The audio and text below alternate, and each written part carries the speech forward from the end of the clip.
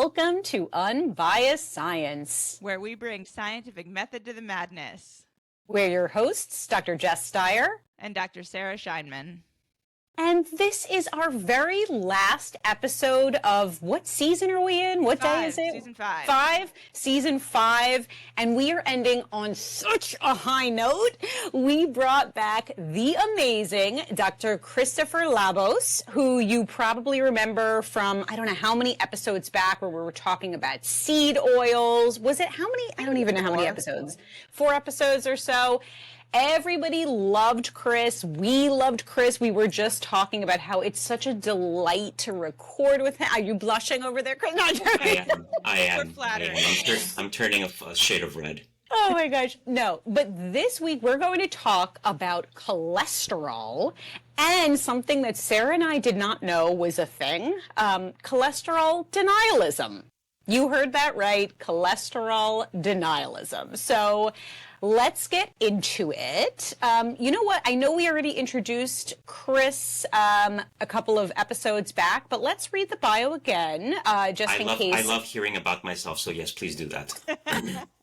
It's a good one, too. It's a good bio. Oh my gosh. Okay. Dr. Christopher Labos is a cardiologist with a master's degree in epidemiology. He spends most of his time doing things that he doesn't get paid for, like research, teaching, and podcasting. Seriously, same. Occasionally, he finds time to practice as a cardiologist so he can pay his rent. Chris, I'm seriously obsessed with you. He realizes that half of his research findings will be disproved in 5 years. He just doesn't know which half. By the way, Chris tinkered with this bio right before we went live, so thank you, Chris. He is a regular contributor to the Montreal Gazette and frequently appears on CJAD Radio, CTV News, and the CBC. He co-hosts the Body of Evidence podcast, which is a weekly podcast about medicine and the super sketchy stuff you found online when you Googled your symptoms. He also wrote a book called Does Coffee Cause Cancer?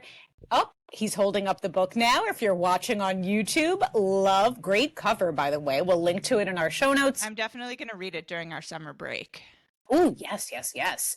And 8 more myths about the food we eat. It is, for some reason, a romantic comedy about epidemiology and sloppy science, and 1,000 times better than War and Peace and Great Expectations. Chris, I'm going to kill you for this. You can find him on Twitter at Dr. Labos, that's DRLABOS, and on Blue Sky. We'll link to all of this in our show notes. Chris, you are a gem. Welcome back to the pod. Thank you for having me. It was a really fun recording the first episode, so I'm expecting it's going to be twice as fun to record this one. Unpopular opinion, I actually didn't like War and Peace that much, so I have no trouble believing that your book is, quote, 1,000 times better. You know, there's a great, whenever you write a book, somebody says, did you want it to be a classic? And the answer should always be no, because I think it was Mark Twain who said it. It's like a classic is a book that everybody has heard about, but nobody has read. And so, like most people have not read these books. True. I've actually not read War and Peace. I have read Great Expectations. I mean, it is a bit of a slog if you're not familiar with Dickens, like even some of his more popular books. So. Yes, Dickens was paid by the word. That's why he wrote the way he wrote, and it works. But there's even the Christmas Carol, which is a short book. It drags in some places, so it is. You got to force yourself through it sometimes. For people listening who haven't read these books, you are not alone. I'm sitting here like, oh yes, of course, but I have not. I mean, good thing this isn't a literary criticism podcast. So true. It would be tough. All right. So, Chris, Dr. Sarah Scheinman over here loves to kick things off with a definition. So, Sarah, what are we asking Chris to kick things off? I mean, I guess if we're talking about something like cholesterol denialism, it would be a good idea to first define cholesterol. Yeah. Because I feel like this term gets thrown around a lot. It has a very specific biological definition, and then there are also some associated biological terms like low-density lipoproteins, very low-density lipoproteins, high-density lipoproteins. There's good cholesterol. There's bad cholesterol. What are we talking about here? Right. So cholesterol is a molecule. It is basically a fat. It is something that you synthesize in your body. You actually use it for a bunch of different things, right? You use it to manufacture hormones, you use it as a signaling molecule. The way, when we say cholesterol, when we talk in sort of general parlance, what we mean is the cholesterol, the serum cholesterol in your blood that is involved in atherosclerosis, so the buildup of plaque in your arteries. And while we use the term cholesterol, generally it is, as you mentioned, broken up into a bunch of different components. There is low density lipoprotein, which is LDL cholesterol. That's the bad cholesterol. There's high density lipoprotein, which is HDL, which is the good cholesterol. And that's usually as far as most people go. It is actually a lot more complicated than that. There's all kinds of things. There's a lot of research going on now with lipoprotein A, which is a different form of cholesterol that seems to be involved in the calcification of your arteries and also in your valves. So there's a lot of different stuff in it. I think most people need to know as a general audience, there's total cholesterol, which you can measure in your blood. If you break it down into good and bad cholesterol, then you've already gone sort of a step further than what people were talking about in the 70s and 80s. Yeah. And I will say too, like cholesterol, I feel like gets a bad rap, and we're going to talk about that today. But it's super, super important to have like you would be in a lot of trouble if you didn't have any cholesterol in your body, suffice it to say. I mean, and like especially in the brain, like as a neurobiologist, I can say like cholesterol is one of the more important molecules that you need to have around in your brain. Like it's super important for maintaining what are called synapses, which are the connections between the cells in your brain that cause your brain to produce the thoughts and behaviors and things that keep you so you need cholesterol basically. But so then Chris, what is cholesterol denialism then? Like Jess and I were saying, that's a big question. Well, because Chris wrote this, and I'm not sorry to interject, Chris, but he wrote this amazing article that we're going to link in our show notes, because I just want to call this out early on because I think this is going to help structure a lot of the conversation that we have. I think you wrote this, was it last February, in The Skeptic? Yeah. And the title is How Cholesterol Denialism Went from Reasonable Skepticism to Pseudoscience. And I got to tell you, I learned so much reading this. Yeah, and really, right before we hit record, I just want to note, Sarah and I were saying, like, we didn't even know that this is a thing, cholesterol denialism. We're still not entirely sure on what's being denied, although I mean you gave such a great history. I'm hoping we can walk through it all, but so back to you, Chris. So what is cholesterol denialism? What is being denied here? That it exists at all? I mean, are these like flat earthers? Like what's the deal? Yeah, so there's probably a spectrum here, but sort of the most prominent people in this are basically denying that cholesterol has anything to do with heart disease. Oh. That having high cholesterol has nothing to do with your development of heart disease. And then the consequence of that is you don't need cholesterol medication, specifically statins, which are the lightning rod across all this discussion, which I always think is fascinating because there's many other types of cholesterol medications that nobody talks about, but statins have become the focus for historical reasons that we'll get into.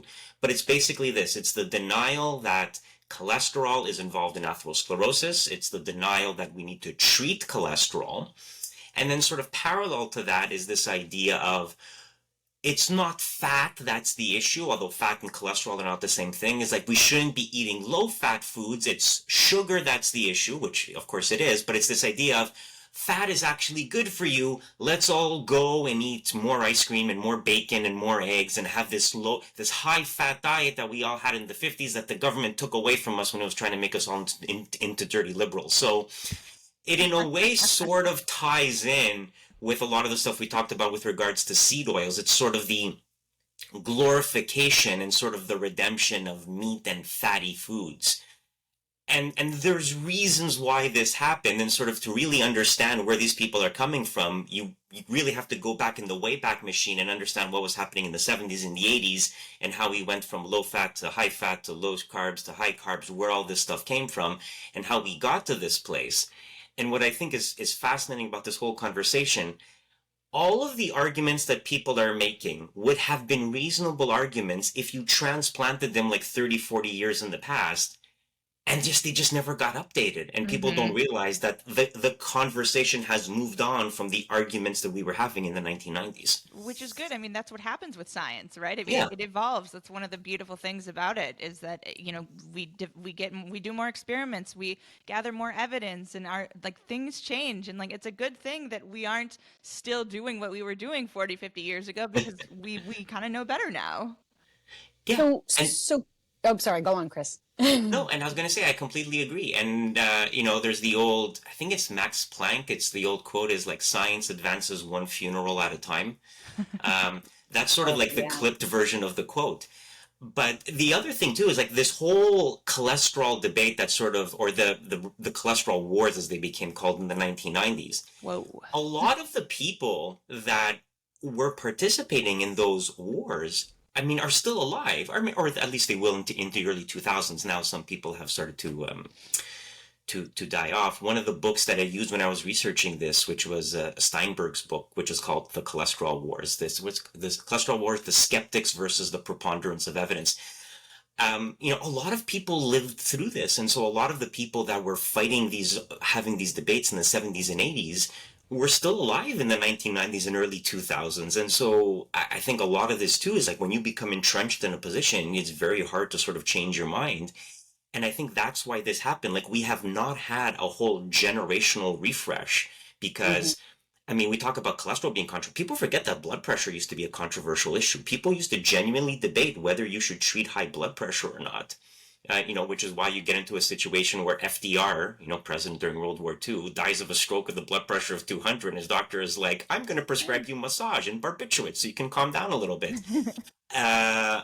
We used to call mild hypertension a blood pressure of like 180. And now, of course, somebody has a blood pressure of 180, they run screaming to the emergency room.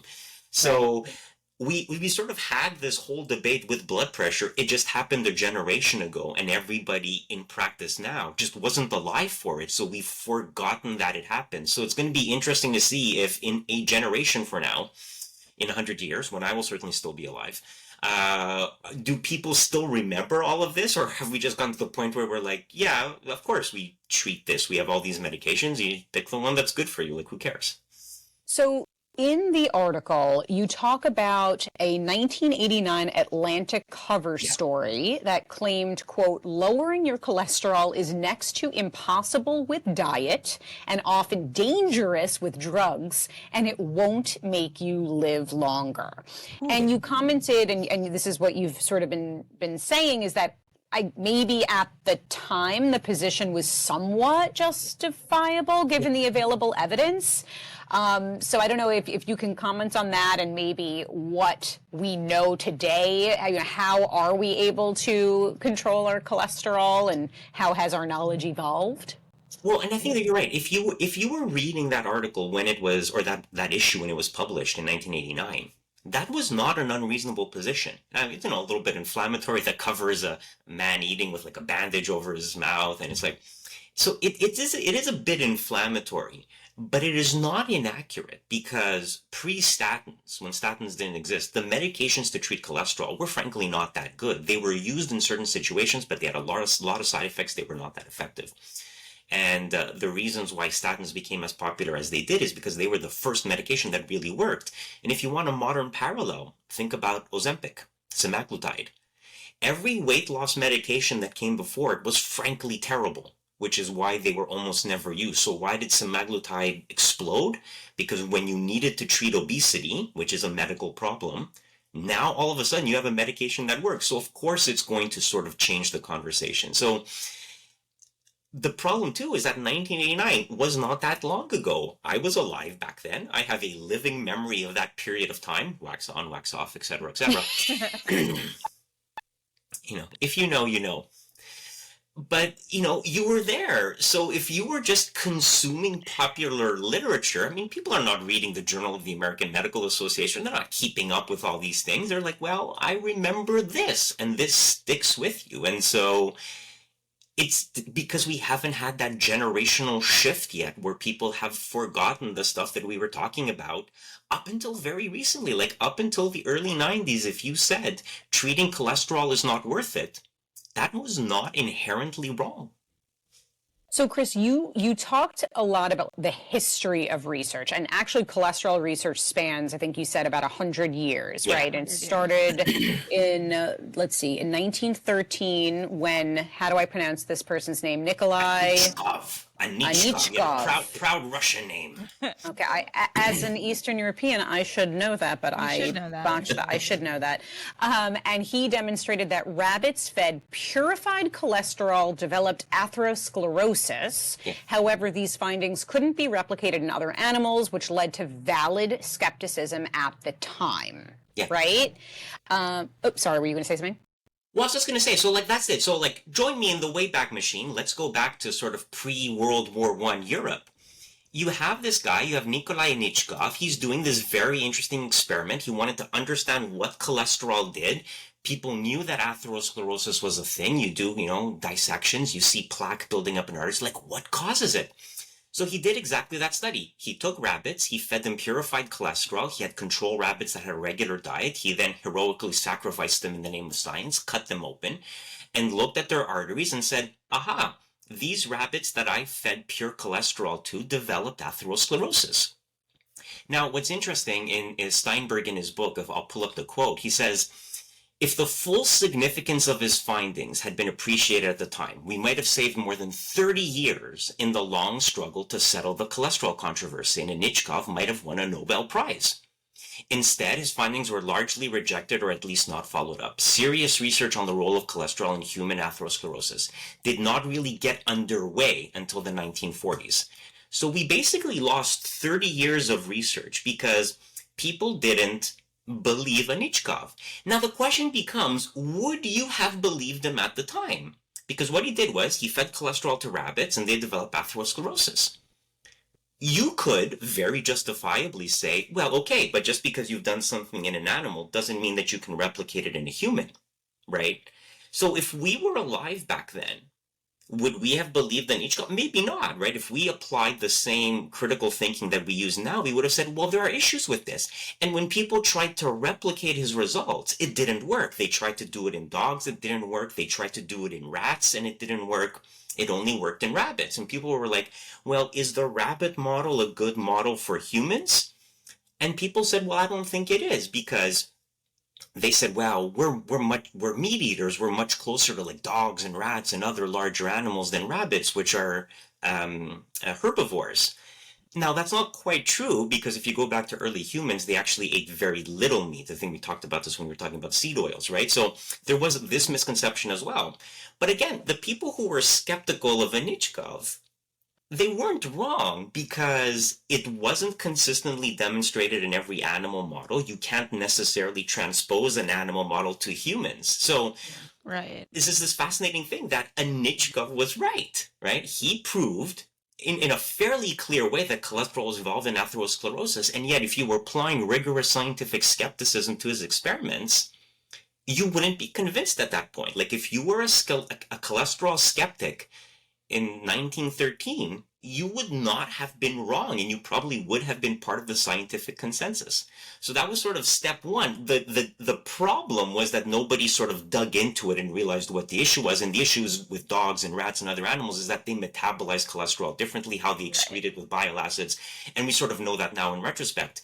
But because nobody sort of took that work seriously, basically a whole generation, like 30 years, was essentially lost, because the cholesterol work really only got started again in the 1940s and 1950s as people started examining what cholesterol was and how it behaved in the human body. I mean, and I think it makes sense. Like that whole story kind of points to like how skepticism is in fact scientifically valid in certain contexts, right? Like the whole scientific process kind of thrives on skepticism. And I think this whole, like, maybe we needed those 30 years in order to like really get to the heart of what was happening. And like, you posed the question, like, would you have believed him?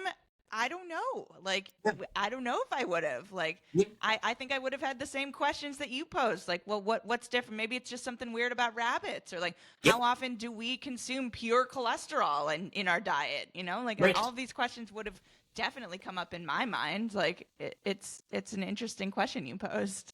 Yeah. Although Chris, and that sort of is the issue, because you had this pause and then you had to wait for I'm skipping over a lot of people like, De Goff and all people who did all kinds of crazy research in this.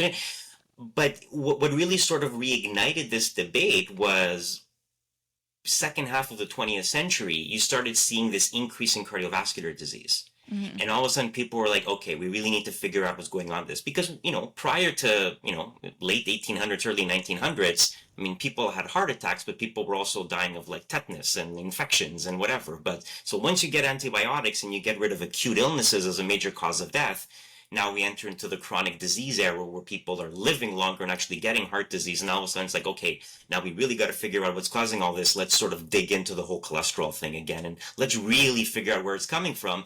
And that's where you get the era of the big epidemiological studies that are famous/infamous in this day and age. Jess is dancing. I'm so excited to talk about epidemiology. This is her jam. This is my jam. But so, Chris, I feel like Anichkov is turning in his grave right now. I can't wait to get into the where we're at right now with what I guess people have referred to as an internet-driven cult with deadly consequences. This idea of cholesterol denialism. But just before we get to that phenomenon, just briefly. You wrote about how the turning point in this conversation came in the 90s with statins, right? And there was this 4S study with simvastatin that demonstrated that the medication lowered cholesterol, reduced heart attacks, and decreased mortality. And since then, as you've described, there's been a lot of epidemiological evidence. There have been 26 randomized studies that confirm these benefits. Can you just a little bit of a summary of like what we know the incredible power of these medications in lowering cholesterol? Yeah. So, I mean, if we compress sort of like 50 years of research into one thing, you had all these studies suggesting that there was a link between cholesterol and heart disease, and that's where you get like the Framingham study, probably one of the most famous studies. If we have time, we can talk about the 7-country study, which became the whole focus point of one book called The Big Fat Surprise. And it was like this I'd never heard of Ansel Keys when I was in medical school, by the way. Never heard of him. Anyways, but you had all of these studies suggesting a link between cholesterol and heart disease. There was a series of trials about trying like low-fat diets and dietary interventions and different types of vegetable oils, and they were somewhat inconsistent. People tried trials with some of the early medications like clofibrate and cholestyramine, which didn't work. And that sort of brought us up to the 1989 Lancet article where they were like, changing your cholesterol with diet is next to impossible, dangerous with drugs. They had side effects. Dangerous was maybe a bit of overkill. And in the article, I get into where a lot of that came from. But yeah, you had this thing. It was like, okay, we kind of feel that cholesterol is bad, but changing your diet doesn't really change it all that much because a lot of cholesterol is genetically mediated. Not all of it, but a lot of it is. The medications we have are not great. And then all of a sudden, statins come onto the scene. And you have the first big trial, which was the 4S study, and then like 26 trials after that. And they keep showing a consistent benefit. The more you lower the bad cholesterol, LDL, the more you see a cardiovascular benefit. And so you see this in multiple trials, multiple groups across multiple years. You do meta-analyses, you see a benefit. And it becomes very, very clear that if you want to reduce cardiovascular events, you reduce your LDL, your bad cholesterol. And that's really the point where the lipid hypothesis, as it was called, should have become the lipid truth or the lipid dogma, because it really wasn't a question anymore. Like you could no longer deny that lowering your cholesterol reduces cardiovascular disease. The one wrinkle in all of that is that people would be like, well, all the previous cholesterol medications failed, so maybe there's just something special about statins. Maybe they're having like this parallel, what's called pleiotropy, right? So it's having this pleiotropic effect. Maybe they're suppressing inflammation. Maybe they're doing other things in the body independent of their cholesterol lowering mechanism. And a series of research articles after that showed that they didn't, because it is this very, very linear association where you can basically plot out all these studies and you can draw a very straight line between the more you lower cholesterol, the more you diminish cardiovascular disease. And when you extend that line down, you basically cross the intercept at zero. So if you could, and this was one of the papers that I wrote when I was still, I think I was a master's student at the time. If you do mathematical modeling to say, like, what would happen if you gave a statin to somebody and didn't change their cholesterol, you would see no cardiovascular benefit. So the benefit that we see with statins mediated entirely by their cholesterol lowering effect. And subsequently, to jump ahead, when we developed other cholesterol medications, you could plot those in there as well, and you see the same sort of thing. Their cardiovascular benefit is proportional to the amount of cholesterol lowering. So I think now most people who are, reading the literature and being intellectually honest about it will say that it doesn't really matter how you lower cholesterol. Like, the mechanism of lowering is largely independent. It's the degree of cholesterol lowering, which is why we often do combine multiple medications to get people down to target, especially if they have very high cholesterol levels. So how did we get to where we are today then? It sounds like the overwhelming preponderance of evidence is kind of pointing to this, like I said, kind of a linear benefit between cholesterol lowering and the reduction of cardiovascular risk. Like, how did we go from this like healthy degree of scientific skepticism to like cholesterol denialism and cholesterol wars and like all this stuff? Like, how did we get to where we are today? I think it's because all the people who were having these fights in the 70s and 80s, they were still alive in the 1990s. And there were criticisms to have against Pfizer and some of the other companies in terms of how they marketed statins. There were some famous commercials. I don't know if you remember the story about the guy rowing the boat for Lipitor. Anyways, there's the thing he said, I don't want to say his name, but he's like, I invented the artificial heart. And it turns out, well, no, he didn't. He contributed to like one part of it, but they had him as a spokesperson. And they were like, why would you pick this? There were a lot of criticisms against the marketing of statins. They were expensive when they came out, relatively speaking. I think, our threshold for what counts as expensive has gone up in 30 years because, they were a lot, but they weren't like thousands of dollars a month like Ozempic. But they were expensive. I mean, now they're all generic. So people are like, oh, these are very expensive. The drug companies are just trying to profit off of us.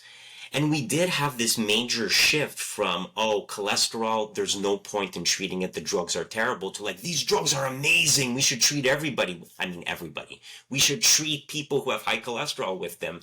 And that shift was a lot for people. And I think what you saw was a lot of pushback. You had a lot of people who just couldn't change their minds and update the evidence. And it started to... there was not really maybe a conspiracy theory, depending on how you, this was the 1990s where people started to become inherently more distrustful of government. They're like, why should I trust the pharmaceutical industry? Why should I trust all these big trialists? I had somebody say to me once, until I can see the raw data, I won't believe this. I'm like, okay, person on Twitter, what are you going to do with the raw data?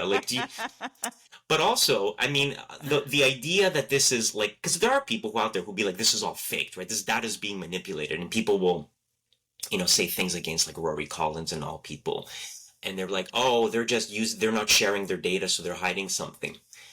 And look, there is a valid criticism to be made against people who don't make data public, especially a lot of these large pharmaceutical companies, they conduct trials, they don't make the data publicly available for external review. There's big issues to be had about pharmaceutical companies, analyzing the data themselves rather than sending it out to independent reviewers. There's a lot of issues that we have to clean up in academic science. But for statins to not work, and again, a lot of the lightning rod is with statins. For statins to not work, you would have to have had what probably amounts to thousands of people. Remember, you have 26 different randomized controlled trials done by different groups across the globe over the span of a couple of decades. The amount of coordination that would have to go into sort of manipulating this data, because it's also multiple companies, multiple groups involved, it's just not feasible, right? And I think the subsequent research of different medications that are not statins has just reinforced this. But I think this is the problem, is people got into this in the 1990s, right? The internet starts to become a thing. The X-Files are on TV. Everybody's distrustful of government. Yeah. It became very easy to identify yourself as a skeptic, which is unfortunate because, we like to use the term skeptic as being good for science, right? We don't believe in the alternative medicine and a lot of the other stuff that's out there. But people who don't believe in cholesterol have used the term. it's a very hard thing. It's like, no, you can't be skeptical. But that's what happened. Like the 1990s was a fertile ground for people to become essentially cholesterol deniers. And that has just persisted for the past 30 years because the internet has to a lot just reinforced them, and they were able to find communities of like-minded people who were not just cholesterol deniers but also vaccine deniers and all this other stuff. So I'm so glad you said that. That's actually where I was going next, because you draw a parallel between the cholesterol skepticism movement and the anti-vax movement. And I really do feel like so much of it ties to what you described as, this anti-pharma, this mistrust, this idea that, there's this huge, massive for-profit machine that's shoving pills down our throat or vaccines in our arms, and they're not necessary, and this appeal to nature, and we don't need these external interventions and things like that. And I feel like now in 2025, we've swung so far in the opposite direction. We have the MAHA movement, which we talked about on last week's episode with Dr. Kevin Klatt, and all the nutrition and dietary myths. And obviously, Chris, we've spoken a lot about this. I believe we ended the last episode that we recorded with, there was this JAMA case study. Does this ring a bell? Where a person who was on the carnivore diet had what was it, like hyperlipidemia? Am I making this up? I don't remember what it was, but there was fat pouring out of his hand. You could actually see it, the fat deposits. So don't you feel like we've swung so far in the opposite direction? And I'm just curious how you feel this is manifesting in terms of like MAHA movement and these diets, these fads, and what say you, Chris?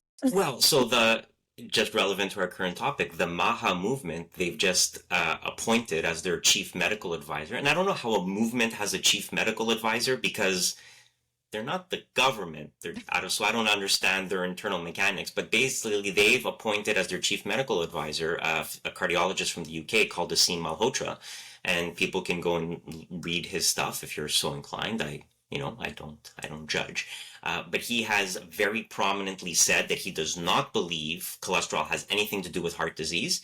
And he has also very prominently said that he does not believe in COVID vaccination. So he was very famously giving an interview for the BBC in the UK about new cholesterol guidelines. And I don't know why they would have gone to him. There's other people I would have invited to that interview. But he sort of hijacked the interview to start interspersing things about how the COVID vaccines were killing people.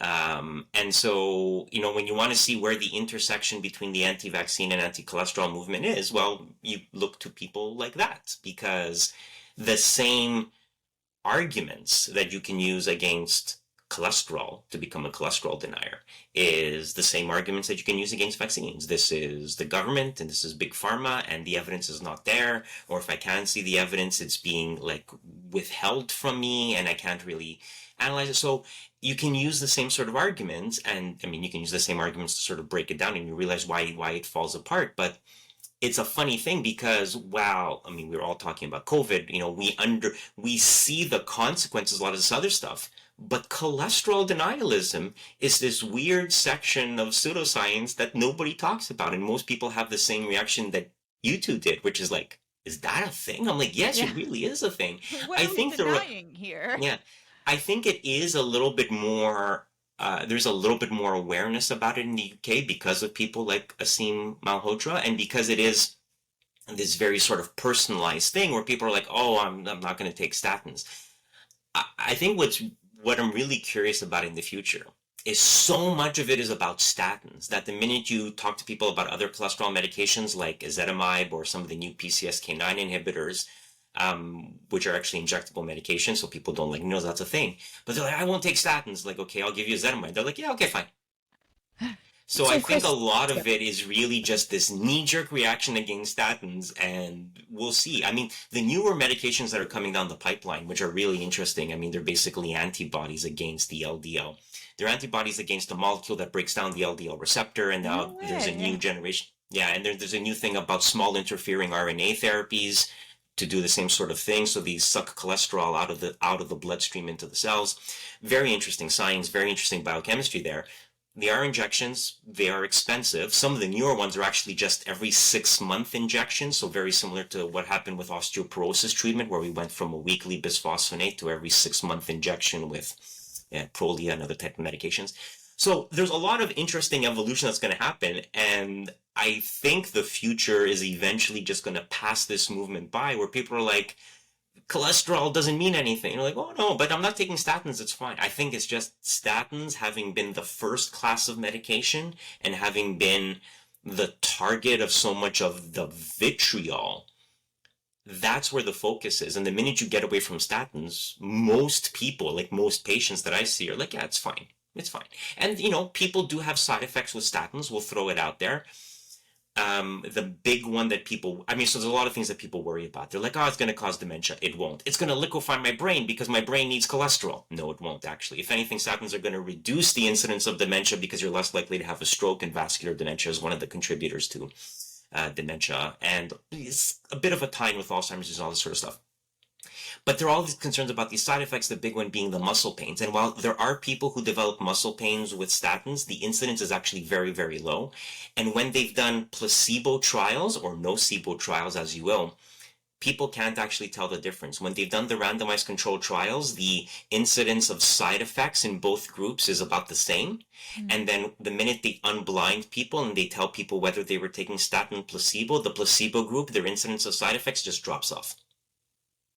So just telling people that they might be on a statin makes them feel these muscle aches. And the minute you tell them, well, you're not on a statin anymore, they're like, oh, it's great. So there's a lot of placebo effect. And so when you want to test this, what I usually do is I usually do like a challenge trial, essentially. Like you try them on different medications. I can't ethically prescribe people placebos, but you tell them, like, look, try it and see if it gets better. Because maybe sometimes it was a fluke, right? You were feeling pain that day. You did something. What also happens a lot is a lot of people will confuse muscle pain with their arthritis. They're like, oh, my knee hurts. You're like, wait, but that's your arthritis. That's not like a myalgia. So I think a lot of people have just heard, and the great criticism of the medical system is doctors are stressed, they're busy, they don't have time. And it's a fair criticism, because I think if you spend the extra few minutes and really dig into it, most people can be shown that their symptoms are not from the statins, because you end up asking them, it's like, oh, you had these symptoms. When you stop the statin, did the symptoms go away? And they're like, no. And I'm like, well, that's because you have chronic arthritis in your knees or your hip, and it's just pain throughout your entire leg. It's not the cholesterol medication that did that. But, for some people it is. And the great advantage of the new research that's being done is we have all these other non-statin medications now. So as long as you have insurance and you can pay for it, cost, but as long as you do that, just switch to something else. And it's not about statins, as some of the cholesterol deniers will have you believe. It's not about statins, it's about lowering people's cholesterol. And if you can lower people's cholesterol by some other means, then absolutely go for it. And it sounds like there are some alternatives that are pretty effective and have low risk. Yeah, and the newer medications, when you see the results, it's often like shocking. I actually sometimes get called from the general practitioners like, is it okay for somebody's cholesterol to be this low?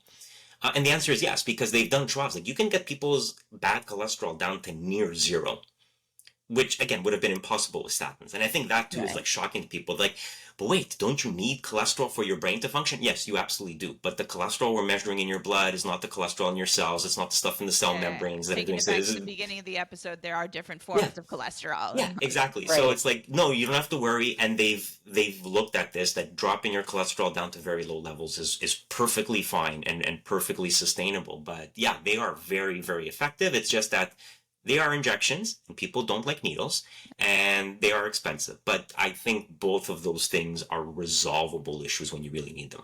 I think an important note just on the science side of things, too, is that your body, I don't think we've mentioned this yet, is that your body does synthesize its own cholesterol. Like, yes, you do get cholesterol from your diets, but your body also has mechanisms to produce it and synthesize it itself. So you're never really going to have a cholesterol of zero. Like that's kind of... No, you're never going to have the cholesterol. You're going to have cholesterol in your body. You can get your LDL cholesterol down to very, very low levels. Right. And what's interesting is that when we're born, our LDL cholesterol is essentially zero. It's just, the consequences of living on planet Earth where, you just accumulate all of this and, so that's it. So, babies have very low cholesterols and they're fine.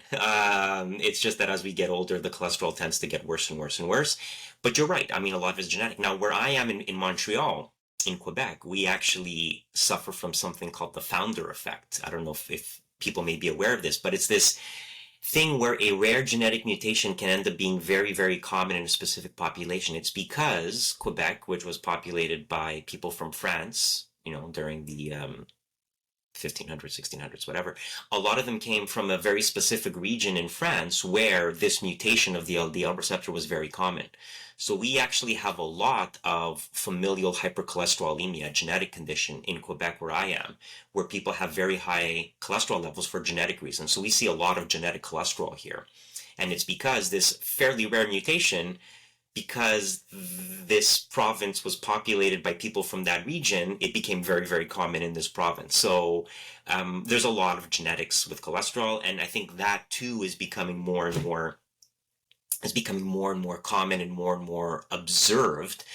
Because the cost of genetic testing is going down, it's becoming more accessible. I mean, it's still an access issue here when you're doing it for medical rather than research purposes, because you still need to get a geneticist who's going to run the panel, and there's not that many medical geneticists around, especially where I am. So there's issues there, but we are getting to the point where we're recognizing that, no, this is a medical problem and it requires a medical solution, and give it a generation and maybe this whole century-long saga about cholesterol will eventually come to an end. But it's a fascinating historical retrospective, because at any point during that journey, whether you were talking about Anichkov originally, or then the epidemiology studies, or then the diet studies, or then the early drug trials, you could have been skeptical during all of that for very valid reasons. It's just that you didn't change your mind when the evidence got there in the mid to late 90s. And that was the issue. It was like, could you change your mind?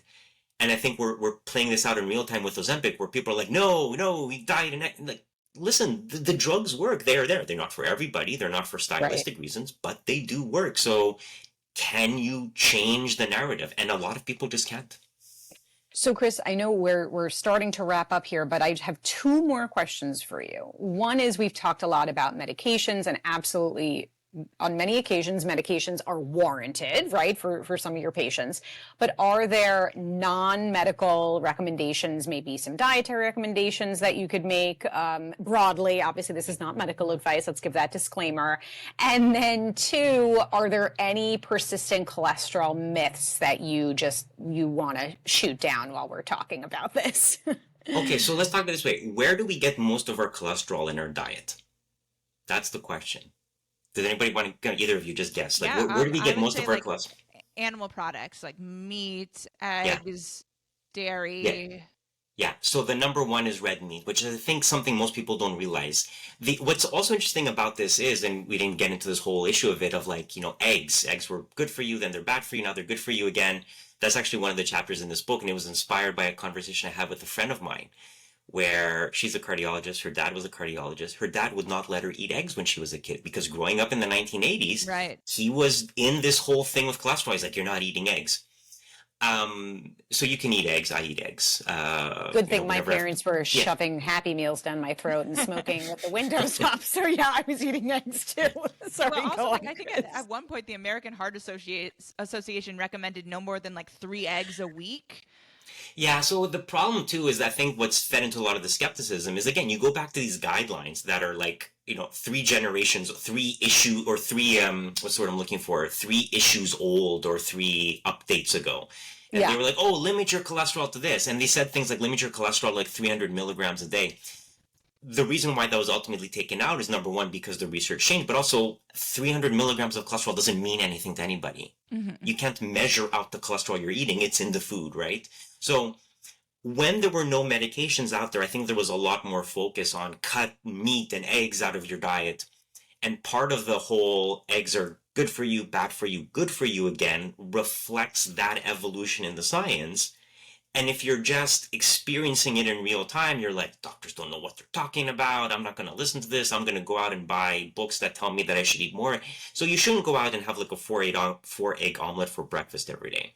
But yet, it's clearly not a good thing to like consume massive amounts of cholesterol. But I think where we're getting to is, I think, a growing understanding that a lot of this is genetically mediated. And that while you can change your diet a little bit with cholesterol, you can change your cholesterol a little bit with diet, you can't change it all that much. And so if you've had a heart attack, if you've had a stroke, if you need to really lower your cholesterol for secondary prevention, you're probably not going to be able to achieve that on your own. Some people can. I have seen some people like really change their cholesterol, and I have some people that just have these genetically low cholesterol levels because they won the genetic lottery. So people coming from like certain pockets of like southern Italy and Greece, and like where you look at their cholesterol profiles, and like with like a tiny dose of a statin, they drop their cholesterols to near zero, and you're like, wow. I mean, they have a genetic predisposition to this. So in terms of your diet, you should eat healthy. The problem with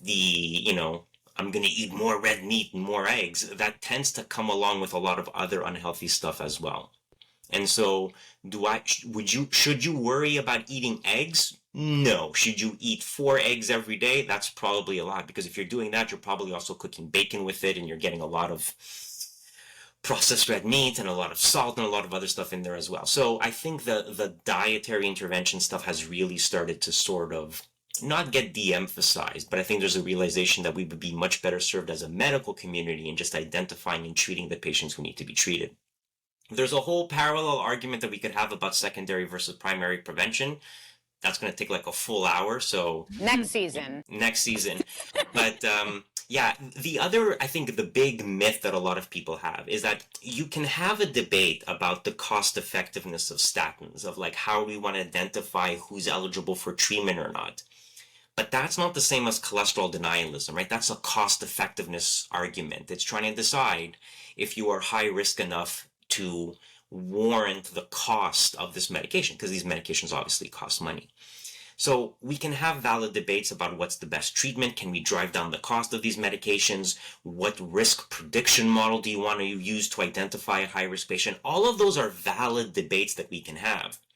But we can't deny that cholesterol is involved in atherosclerosis. That is a pseudoscience. And I think that's the main focus of the article and the main focus of this podcast. The science has evolved to the point where you can no longer deny the science. Right? We've gone past that point. Now we're having nuanced arguments about how to treat patients. But the lipid hypothesis, the idea that cholesterol has something to do with heart disease, that's a fact at this point. And anybody who says otherwise is no longer a skeptic. They're a denier. Mm-hmm. Beautifully said. You wrap that up with a bow. Dr. Christopher Labos, thank you so much for joining us. Again. And for helping us end season 5 with a real bang. So we really appreciate it. And we definitely want to have you back for season 6. Yeah. I just put up the bat signal. I'll come running. Love it. And to our listeners, thank you so much, for tuning in with us this season. As for when we'll be back, that's a little bit TBD. We're shooting for late August, but you girls need a little bit of a break. Even when we're taking a break from the podcast, we will still be posting regularly to social media, our infographics, our long-form content on Substack. Yes, so you will not miss us, and we will be back soon. So with that, Sarah, take us home. Yeah, thanks so much for tuning in, everyone. We hope you learned a thing or two. I certainly did. I'd say please join us next week, but please join us next season on your trusted source for no nonsense, just science.